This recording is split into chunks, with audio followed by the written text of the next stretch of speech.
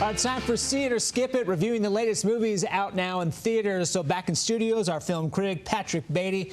Patrick, it feels like we're a bit of an off week. Right. So we don't have the big, heavy-hitting blockbusters, but we do have a comedy that I think might end up being one of the best films of the past few years as far as comedic performances go. That's high praise so far. Right. Have you seen the film Crazy Rich Asians?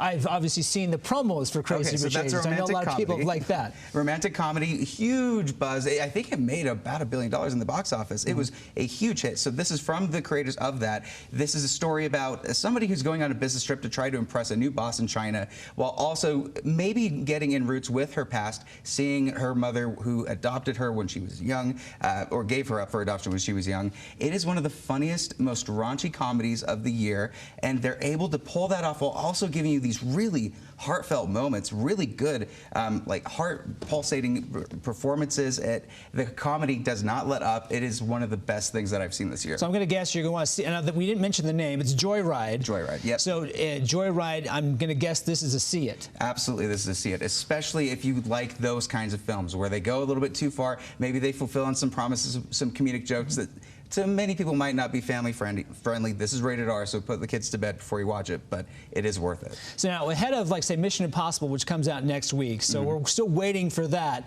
We've reached the halfway point of the year. What are the top 5 movies you've seen so far this year? Right, well, we got a cool list on this. So number 5 for me was John Wick Chapter 4. This is one of the best action films, barring, we'll see what happens with Mission Impossible.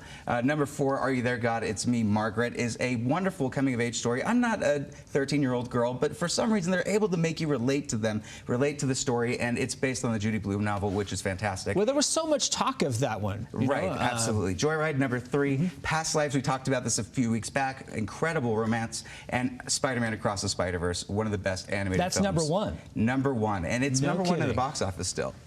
Interesting. It's very interesting what was left off the list, really, than more than what's on the list. Oh, there's so many honorable mentions. But, you know, for this summer, the box office, there's not a lot of big hitters. Like, they seem to all be drifting off the wayside, not making a ton of money, but maybe that's why these comedies like Joyride need to exist, the mid-budget comedies. Sure. So next week, we're talking Mission Impossible. Next week, Mission Impossible, Tom Cruise, he's going to be running into theaters again, and I can't wait to see what he's going to do. So, of course, you'll have to wait and see what our review is when we come back for See It or Skip It next week here with Patrick. There's a way to connect with him and see all the other movie reviews you're interested in. Patrick, thanks again for keeping us in the move, in the know about what's going on.